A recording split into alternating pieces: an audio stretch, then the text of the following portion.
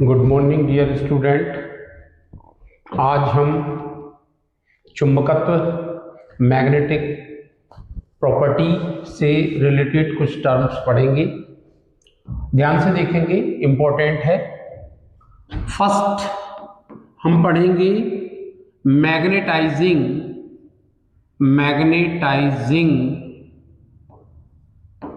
Field. Magnetising field क्या होता है? इसको कहते हैं चुंबकन क्षेत्र। ठीक, चुंबकन क्षेत्र, मैग्नेटाइजिंग फील्ड। दूसरी टर्म्स में हम पढ़ेंगे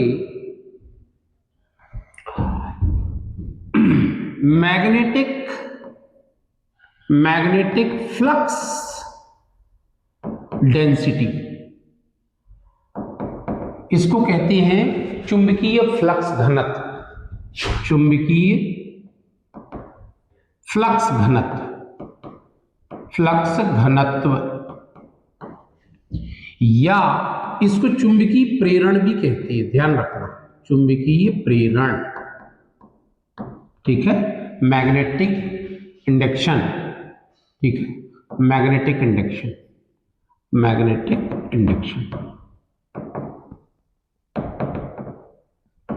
ठीक, तीसरे में हम पढ़ेंगे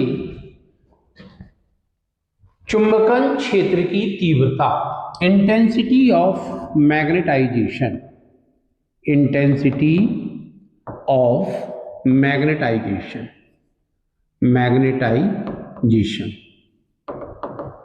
चुंबकन क्षेत्र की तीव्रता, चुंबकन क्षेत्र की तीव्रता। ठीक, पांचवी चीज हम पढ़ेंगे relative permeability, magnetic permeability.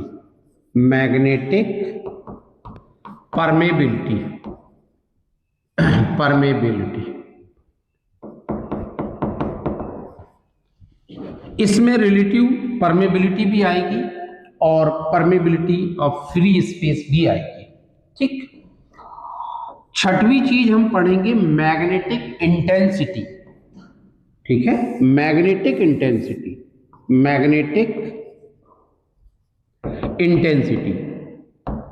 Intensity. इसको मैग्नेटिक फोर्स भी कहते हैं, मैग्नेटाइजिंग फोर्स।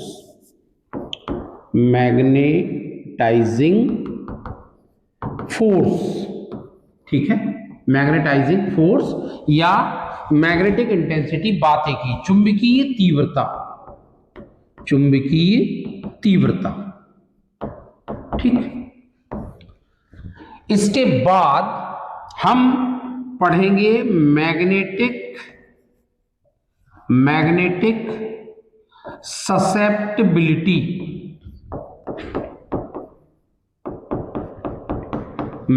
ससेप्टिबिलिटी। इसको कहते हैं चुंबकीय प्रवृत्ति। और फिर हम इनमें रिलेशन भी देखेंगे जो एग्जाम में पूछा जाता है। अब सबसे पहले हम बात करते हैं मैग्नेटाइजिंग फील्ड, ये होता क्या है। देखिए, एक्चुअल में क्या है कि किसी भी पदार्थ को, कौन सा पदार्थ? चुंबकीय पदार्थ कौन होते हैं? जैसे लोहा होता है, निकेल होता है, कोबाल्ट होता है, स्टील होता है, ये सारे पदार्थ चुंबकीय पदार्थ होते हैं। तो जब किसी चुंबकीय पदार्थ को किसी चुंबकीय क्षेत्र में रखते हैं, मान लीजिए कि हमारे पास ये कोई चुंबकीय क्षेत्र है, ऐसा चुंबकीय क्षेत्र है, और यहां पर हमने कोई पदार्थ रख दिया, ये पदार्थ चुंबकीय पदार्थ। ठीक, और ये चुंबकीय क्षेत्र, बाहर का चुंबकीय क्षेत्र है B0। ठीक, तो इस पदार्थ को रखने पर इसमें क्या होगा? चुंबकत्व उत्पन्न हो जाएगा। भाई चुंबकीय पदार्थ है तो इसमें चुंबकत्व उत्पन्न हो जाएगा। ठीक है, इसमें चुंबकत्व उत्पन्न हो जाएगा। तो ये जो पदार्थ B0, ये जो क्षेत्र है B0, इसी क्षेत्र को क्या नाम दिया गया? चुंबकन क्षेत्र या मैग्नेटाइजिंग फील्ड नाम दिया गया। कि किसी चुंबकीय पदार्थ, मैं डेफिनेशन बोल रहा हूं, आप चाहे तो नोट कर लें, किसी चुंबकीय पदार्थ को जब किसी चुंबकीय क्षेत्र में रखे जाने पर वह पदार्थ चुंबकित हो जाता है या उसमें चुंबकत्व उत्पन्न हो जाता है तो क्षेत्र को हम क्या कहते हैं? चुंबकन क्षेत्र कहते हैं। तो ये चुंबकन क्षेत्र की बात कर ली अपन ने। अब हम बात करते हैं मैग्नेटिक फ्लक्स डेंसिटी। देखिए मैग्नेटिक फ्लक्स डेंसिटी होती क्या है? ठीक है, मैग्नेटिक फ्लक्स डेंसिटी या मैग्नेटिक इंडक्शन भी कहती है। जैसे ही वर्ड आया फ्लक्स तो हमें कुछ चुंबकीय बल रेखाओं की उपस्थिति का आभास होता है। मैग्नेटिक फ्लक्स डेंसिटी क्या है? देखिए जब इस बाह्य चुंबकीय क्षेत्र में या मैग्नेटाइजिंग फील्ड या चुंबकन क्षेत्र में किसी चुंबकीय पदार्थ को रखा गया है और वो चुंबकित हो गया, तो इस पदार्थ के अंदर दो कारणों से चुंबकीय बल रेखाएं रहेंगी। एक तो बाहर से जो हमने लगाया है उसके कारण, और एक जो इसमें चुंबकत्व उत्पन्न हुआ है स्वयं में उत्पन्न चुंबकत्व के कारण। ठीक, तो इसके किसी भी बिंदु पर अगर हमें परिणामी चुंबकीय क्षेत्र की तीव्रता लिखनी है, परिणामी चुंबकीय क्षेत्र B, तो ये कितना होगा? तो जितना हमने लगाए हैं वो तो रहेगा ही रहेगा B0, और प्लस इसमें जो चुंबकत्व उत्पन्न हुआ उसके कारण जो तीव्रता है वो हम लिख दे रहे हैं Bm, इसके योग के बराबर होगा। तो इस B को क्या कहते हैं? इस B को कहते हैं चुंबकीय फ्लक्स घनत्व। चुंबकीय फ्लक्स घनत्व कहने का मतलब यह है कि चुंबकीय बल रेखाओं का घनत्व बढ़ गया। यहां पहले केवल बाहर वाले बल रेखाएं थी, अब खुद में चुंबकत्व उत्पन्न हुआ है तो उसके कारण भी रहेगी। ठीक है, तो परिणामी चुंबकीय क्षेत्र की तीव्रता जो रहेगी वो इन दोनों के योग के बराबर रहेगी। तो ये कहलाता है मैग्नेटिक फ्लक्स डेंसिटी या चुंबकीय फ्लक्स घनत्व। ठीक, अब इसके बाद हम देखते हैं intensity of magnetization. Intensity of magnetization, देखिए इंटेंसिटी ऑफ मैग्नेटाइजेशन मतलब चुंबकन क्षेत्र की तीव्रता। तो किसी भी पदार्थ को जब हम बाह्य चुंबकीय क्षेत्र में रखते हैं, पदार्थ में क्या उत्पन्न हो रहा है? चुंबकत्व उत्पन्न हो रहा है। तो ये चुंबकत्व कितना ज्यादा होगा? जितना ज्यादा हम बाह्य चुंबकीय क्षेत्र लगाएंगे। ठीक है, तो जब ये पदार्थ चुंबकित होगा, कहने का मतलब कि ये भी चुंबक बन गया, तो इसका भी तो चुंबकीय आघूर्ण होगा ना। तो इसके प्रति एकांक आयतन में कितना चुंबकीय आघूर्ण प्रेरित हुआ है वही कहलाता है इंटेंसिटी ऑफ मैग्नेटाइजेशन या चुंबकन क्षेत्र की तीव्रता। प्रति एकांक आयतन में प्रेरित चुंबकीय आघूर्ण समझते हैं। जैसे मान लीजिए कि यहां पर यह चुंबकीय क्षेत्र है, ध्यान से समझें बिल्कुल, ये चुंबकीय क्षेत्र है। इस चुंबकीय क्षेत्र में हमने एक पदार्थ रख दिया, ये वाला पदार्थ रखा है। ठीक, तो इस पदार्थ का ये अनुप्रस्थ काट का क्षेत्रफल A है और इसकी लंबाई L है, और इसका टोटल आयतन अगर हम देखें तो V होगा। तो V आयतन कितना होगा? A इंटू L होगा, ऐसा। अब ये पदार्थ जो है ये चुंबकित हो गया, इसका आयतन V, और टोटल चुंबकीय आघूर्ण कितना है? M। टोटल चुंबकीय आघूर्ण M है इस पदार्थ का। तो देखिए V आयतन का चुंबकीय आघूर्ण कितना है? ये है M, V आयतन का। तो एकांक आयतन का कितना होगा? तो एकांक आयतन का होगा M अपॉन V। इसको व्यक्त किया जाता है I से, ध्यान रखिए। चुंबकन क्षेत्र की जो तीव्रता होती है वो होती है I। वास्तव में चुंबकीय आघूर्ण और आयतन दोनों के अनुपात के बराबर होती है। अब अगर हम इसको थोड़ा और देखें तो ध्यान देंगे, चुंबकीय आघूर्ण का सूत्र क्या होता है?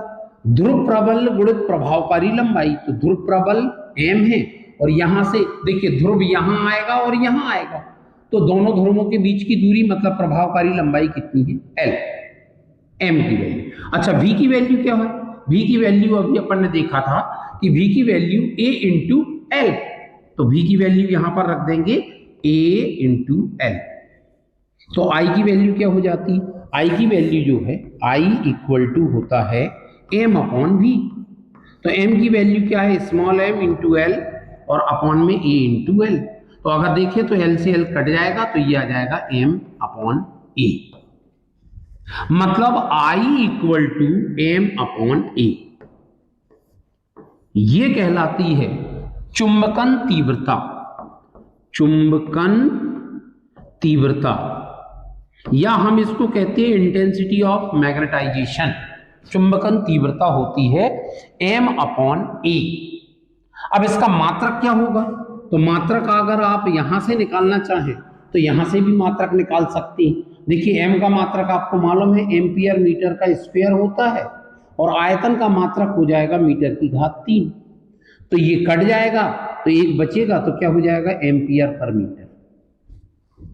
ठीक, तो ये कहलाती चुंबकन तीव्रता I। चुंबकन तीव्रता, चुंबकन तीव्रता दो प्रकार से लिखी जाती है, I equal to m upon v या m small m upon a, और इसका जो मात्रक होता है वो होता है एम्पियर मीटर पर मीटर, एम्पियर पर मीटर। तो ये कहलाती चुंबकन तीव्रता। अगला जो है, ठीक है, अगला क्या है अपने पास, ये हो गया। अब हम देखते हैं मैग्नेटिक परमेबिलिटी। तो मैग्नेटिक परमेबिलिटी एक्चुअल में होती क्या है, ध्यान से समझेंगे मैग्नेटिक परमेबिलिटी क्या होती है। Magnetic permeability, magnetic permeability, permeability, देखिए मैग्नेटिक परमेबिलिटी का मतलब होता है चुंबकन, चुंबकनशीलता। ये होती क्या है चुंबकनशीलता, देखिए किसी भी पदार्थ को जब हम चुंबकीय क्षेत्र में रखते हैं, ये चुंबकीय पदार्थ है, ये चुंबकीय क्षेत्र में रखा गया है, तो चुंबकीय बल रेखाएं इस पदार्थ के अंदर से जा रही, तो ये पदार्थ उन चुंबकीय बल रेखाओं को कितना सपोर्ट कर रहा है, ध्यान से समझना, ये पदार्थ उन चुंबकीय बल रेखाओं को कितना सपोर्ट कर रहा है। यदि इस पदार्थ की चुंबकनशीलता ज्यादा है, इसका मतलब यह है कि यह पदार्थ चुंबकीय बल रेखाओं को स्वयं में से गुजरने में ज्यादा सपोर्ट कर रहा है, माने ज्यादा से ज्यादा चुंबकीय बल रेखाएं इसके अंदर से जा रही हैं। और सपोज कीजिए कि अगर इसकी चुंबकनशीलता कम है, तो इसका मतलब कि इसके अंदर से चुंबकीय बल रेखाएं कम जाएंगी। जैसे आपको एग्जांपल दे रहा हूं कि जैसे मान लीजिए कि ये एक नरम लोहा है, नरम लोहा, ठीक है, तो नरम लोहा में क्या होता है, इसकी चुंबकनशीलता वायु की तुलना में 1000 गुनी ज्यादा होती है। तो अगर वायु में चुंबकीय बल रेखाएं ऐसी दूर दूर जा रही हैं, ऐसी ऐसी जा रही हैं, और अगर यही रास्ते में अगर हम कोई नरम लोहे की क्रोड रख दें, तो ये सारी बल रेखाएं इसी के अंदर से होकर जाएंगी। मतलब हम ये कह सकते हैं कि नरम लोहा जो होता है वो चुंबकीय बल रेखाओं को रास्ता उपलब्ध कराता है, ठीक है। तो उसका, ये पदार्थ का यही गुण क्या कहलाता है, चुंबकनशीलता कहलाता है। अब ये चुंबकनशीलता होती कितने प्रकार की है, तो ये 3 प्रकार की होती है। पहली जो हम बात कर रहे हैं वो होती है आपेक्षिक चुंबकनशीलता, आपेक्षिक चुंबकनशीलता, या पहले हम बात करें वायु या निर्वात की, वायु या निर्वात, निर्वात की चुंबकनशीलता, ध्यान रखेंगे चुंबकनशीलता, वायु निर्वात की चुंबकनशीलता। अब ये होती क्या है, ध्यान रखेंगे वायु निर्वात की चुंबकनशीलता μ0 होती है, और इसका मान आपको याद ही रखना, इसका मान होता है 4 पाई गुणित 10 की घात -7 हेनरी पर मीटर, ध्यान रखेंगे इतना होता है इसका मान। और ये याद ही रखेंगे कि वायु निर्वात की चुंबकनशीलता इतनी होती है। ठीक। दूसरा, वायु निर्वात की निरपेक्ष चुंबकनशीलता, ये निरपेक्ष है, ध्यान रखना, निरपेक्ष। माध्यम की निरपेक्ष चुंबकनशीलता, निरपेक्ष चुंबकनशीलता। ठीक।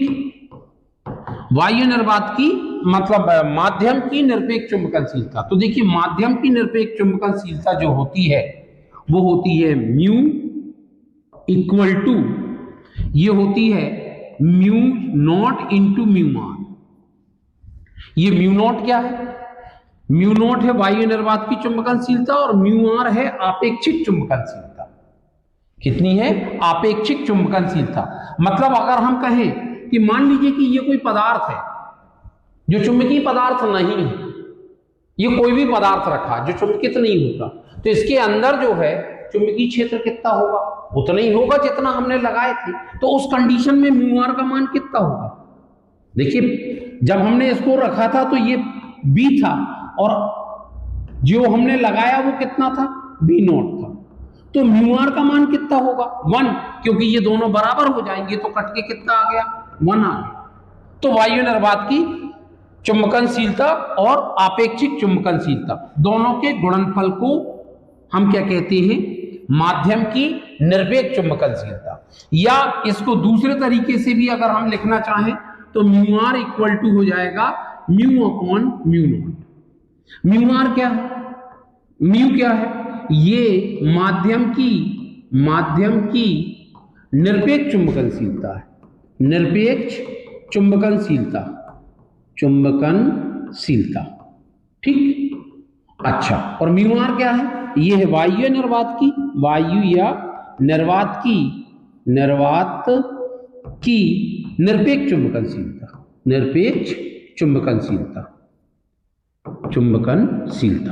ठीक है। तो इन दोनों के अनुपात को हम क्या कहते हैं? आपेक्षिक चुंबकनशीलता कहते हैं। आपेक्षिक चुंबकनशीलता कहती है, चुंबकनशीलता इस तरीके से।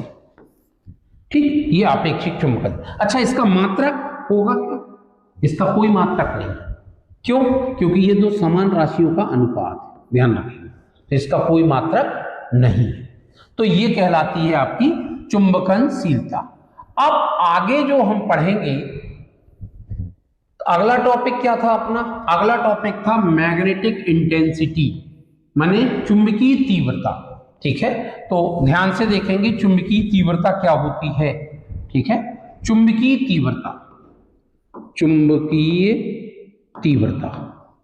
तीव्रता, मैग्नेटिक इंटेंसिटी।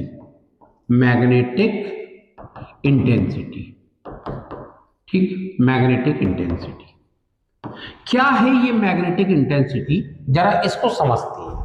देखिए, हमारे पास यदि मान के चले कि ये एक कॉइल है, ये कॉइल है। ठीक। इस कॉइल में कितनी धारा जा रही है? आई धारा जा रही है। ठीक है। और इसके अंदर जो कोर बना हुआ है वो वायु का है, वायु क्रोड है। ठीक है। वायु क्रोड है तो उसकी चुंबकनशीलता कितनी होगी? म्यू नॉट, वायु निर्वात की, अभी अपन ने देखा। ठीक। तो हमने बहुत अच्छे से पढ़ा है कि एक परिनालिका होती है, तो परिनालिका का चुंबकीय क्षेत्र कितना होता है?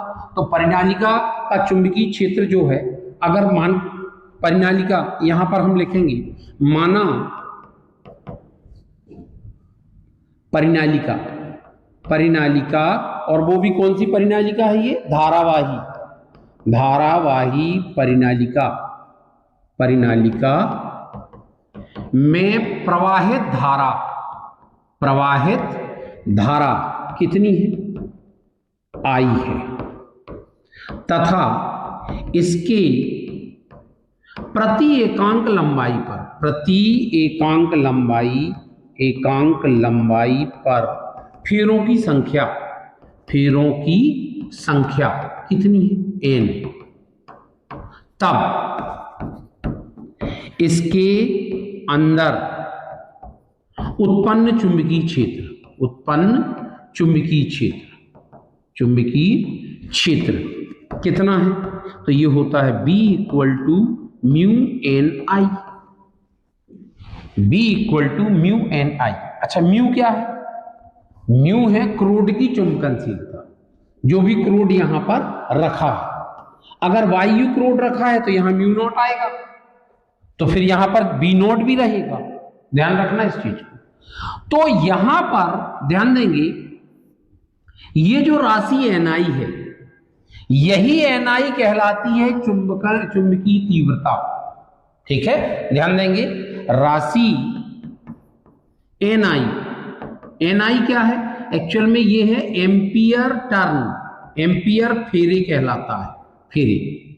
ठीक है, माने कहने का मतलब कि एकांक लंबाई में एम्पियर टर्न या एम्पियर फेरा, एकांक, एक मिनट परिभाषा लिख लीजिए इसकी, राशि एनआई एम्पियर फेरा इक्वल टू एच, ये कहलाती है चुंबकीय तीव्रता, चुंबकीय तीव्रता।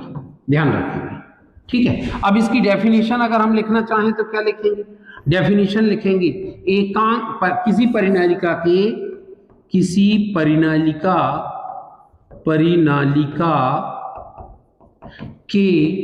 प्रति एकांक लंबाई में एम्पियर फेरों की संख्या को क्या कहते हैं? चुंबकीय तीव्रता कहते हैं।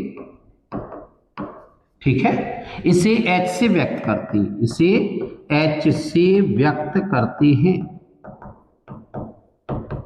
मतलब H की वैल्यू जो होती है वो Ni के बराबर होती है। तो अगर इसको हम यहां पर रख दें तो क्या कंडीशन होगी? ये हो जाएगा B equal to mu into H, ये बनेगा। अब मान लो कि वो परिनालिका है, तो उस परिनालिका में वायु क्रोड है। यदि परिनालिका में वायु क्रोड है, तब अब देखिए एन और आई का मान तो नहीं बदलेगा, वायु क्रोड रहे चाहे कुछ भी रहे, नंबर ऑफ टर्न्स और आई तो कांस्टेंट है। तो फिर क्या हो जाएगा? ये जो चुंबकीय क्षेत्र होगा वो बी नॉट हो जाएगा, और ये वायु क्रोड की वायु की चुंबकनशीलता आ जाएगी इंटू एच आ जाएगा। ठीक, अब अगर मैं इनको विभाजित कर दूं, ध्यान देंगे, यदि मैं इसको भाग दे दूं, बी बटे बी नॉट कर दूं, तो कितना होगा? तो ये हो जाएगा mu H upon mu naught into H. H से ये एच कट जाएगा, तो बी अपॉन बी नॉट की जो वैल्यू है वो म्यू अपॉन म्यू नॉट के बराबर है। और ये क्या है? ये तो म्यू आर है, आपेक्षिक चुंबकनशीलता। और यही बात मैंने अभी थोड़ी देर पहले बताई थी कि म्यू आर का मान जो होगा वो बी अपॉन बी नॉट होता है। और इसमें भी मैंने ये कहा था कि यदि ऐसा पदार्थ रखा है जो चुंबकित नहीं होता, तो उसके लिए आपेक्षिक चुंबकनशीलता का मान कितना होगा? तो 1 होगा, क्योंकि ये दोनों बराबर होंगे। भाई जब वो चुंबकित ही नहीं हुआ है तो उसके अंदर चुंबकीय क्षेत्र कितना होगा? जितना लगाए थे। तो बी नॉट और बी क्या होंगे? बराबर, तो कट के क्या आ जाएगा?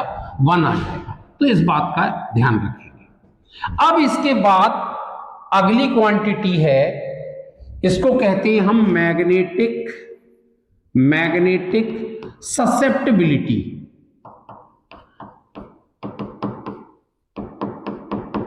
मैग्नेटिक ससेप्टिबिलिटी, चुंबकीय प्रवृत्ति।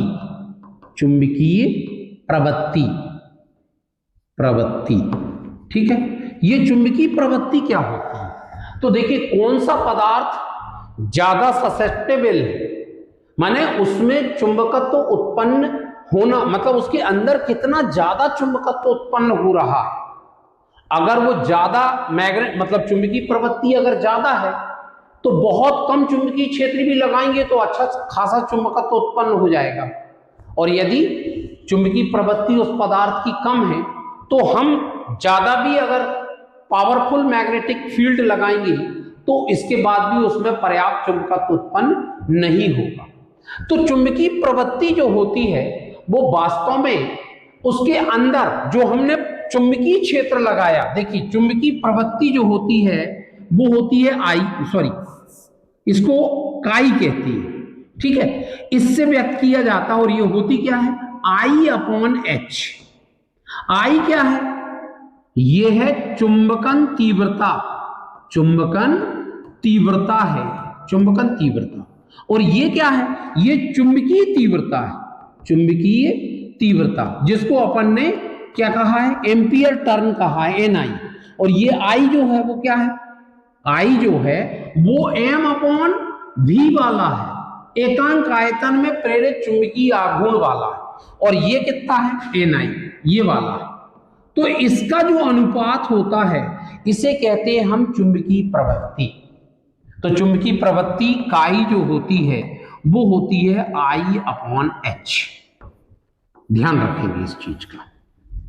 तो हमने एक चीज पढ़ा मैग्नेटिक ससेप्टिबिलिटी, ध्यान से देखें। दूसरी चीज पढ़ा हमने चुंबकीय तीव्रता। तीसरी चीज में हमने पढ़ा है चुंबकनशीलता।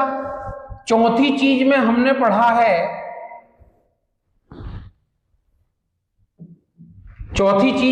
पढ़ा है ये चुंबकीय फ्लक्स घनत्व। और पांचवी चीज जो हम पढ़ा है मैग्नेटिक फील्ड या मैग्नेटाइजिंग फील्ड, चुंबकीय क्षेत्र। तो इन सभी चीजों के बीच में एक संबंध होता है। अब उस संबंध को जरा ध्यान से समझेंगे, ठीक, ध्यान देंगे उस संबंध। ये सारी टर्म्स आपको अच्छे से याद रखनी पड़ेगी। देखिए कौन कौन सी टर्म्स है, मैं आपको बता रहा हूं कि कौन कौन सी टर्म्स आपको याद रखनी। यहां पर ध्यान देंगे, रिलेशन, ध्यान देंगे यहां पर रिलेशन बिटवीन मैग्नेटिक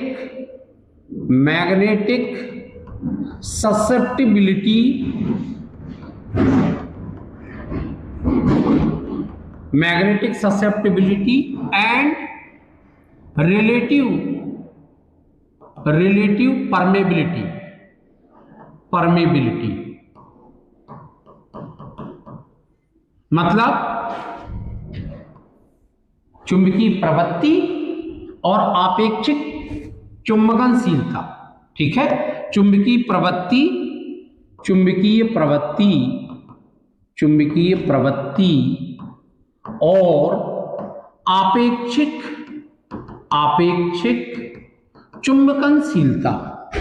चुंबकनशीलता में संबंध, ठीक। तो ये संबंध क्या होता है जरा ध्यान से देखिए हमारे पास ये एक परिनालिका है,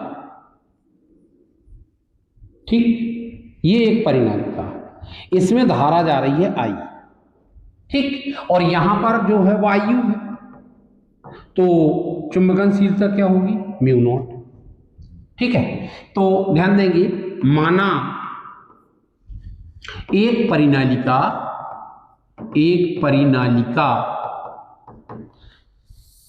धारावाही परिनालिका, ठीक है, जिसकी एकांक लंबाई में फेरों की संख्या n है तथा इसमें प्रवाहित धारा कितनी है, प्रवाहित धारा I, तब इसके अंदर उत्पन्न चुंबकीय क्षेत्र चुंबकीय क्षेत्र कितना होगा? तो केवल ये अकेला है तो V naught equal to mu naught NI इतना होगा। अब देखिए, अब भी मैंने बताया, परंतु NI बराबर क्या होता है? H। ये क्या है? चुंबकीय तीव्रता है। तो वैल्यू रख देंगे तो B नॉट की वैल्यू क्या हो जाएगी? ये हो जाएगा म्यू नॉट इंटू H। ये हो गया समीकरण 1। ठीक है, समझ में आ रहा है? ठीक, ये हो गया समीकरण 1। अब देखिए, यदि इस परिनालिका के अंदर, ये परिनालिका है और इस परिनालिका के अंदर अब हमने कोई एक पदार्थ रख दिया, ऐसा कोई क्रोड रख दिया, ऐसा, ठीक, कोई भी क्रोड रख दिया, तो क्रोड की जो चुंबकनशीलता होगी वो म्यू होगी। ठीक है, म्यू होगी। यदि परिनालिका के अंदर वायु के स्थान पर म्यू चुंबकनशीलता वाला पदार्थ रखा है, तब ध्यान देंगे, इसके अंदर, अब ये चुंबकित हो जाएगा तो इसके अंदर परिणामी चुंबकीय क्षेत्र कितना होगा? तो परिणामी चुंबकीय क्षेत्र मैंने आपको बताया था B होगा, और ये होगा B नॉट और साथ में BM। अच्छा, ये BM क्या है? ये BM क्या है? ये जो पदार्थ हमने रखा है, तो पहले तो ये कॉइल अकेली थी, जब हमने पदार्थ रखा तो ये भी चुंबकित हुआ, तो इसका भी तो चुंबकीय क्षेत्र होगा ना भाई। परिनालिका का चुंबकीय क्षेत्र तो होगा, इसमें चुंबकत्व उत्पन्न होने के कारण इसमें भी चुंबकीय क्षेत्र होगा, तो ये होगा। यहां पर मेंशन कर दे रहा हूं, जहां BM चुंबकीय पदार्थ, ये जो पदार्थ रखा है वो चुंबकीय पदार्थ है, ध्यान रखना, चुंबकीय पदार्थ में उत्पन्न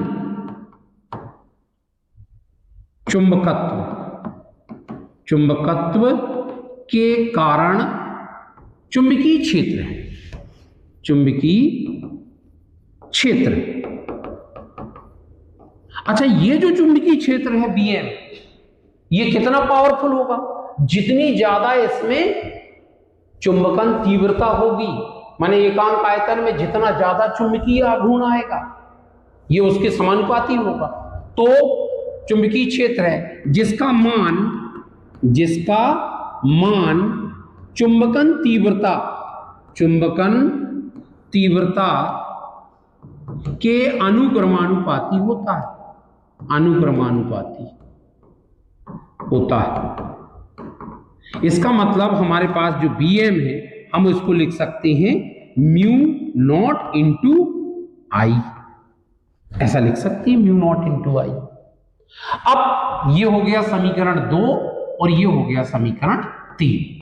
अब इन तीनों समीकरणों को हम कंबाइंड करेंगे, तो देखिए B नॉट की वैल्यू ये है और BM की वैल्यू ये है, तो यहां पर लिखेंगे समीकरण 1, 2 व 3 से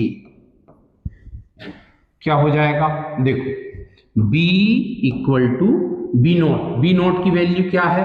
ये देखिए, B नॉट की value mu naught into H, तो ये हो जाएगा mu naught into H, plus BM की वैल्यू कितनी है? म्यू नॉट इंटू I, ये होगा। अब ध्यान देंगे, यहां पर अभी मैंने थोड़ी देर पहले बताया था कि B/H जो होता है वो होता है म्यू, और मैं पहले क्लियर कर दे रहा हूं, देखिए तीव्रता B जो आई थी वो म्यू इंटू NI थी, NI की जगह में हमने क्या रख दिया था? H।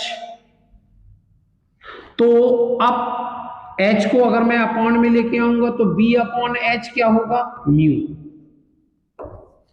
ध्यान रखना, तो यहां पर हम इस बी की जगह में हम क्या रख देंगे, म्यू इंटू एच। यहां पर रख दिया mu into H. This is equal to, अच्छा म्यू नॉट दोनों में है तो बाहर निकाल लेंगे, अंदर क्या बचा, एच प्लस आई, एच प्लस आई। अब देखिए, परंतु म्यू बराबर क्या होता है, अब भी बताया था, ये होता है mu naught into mu are.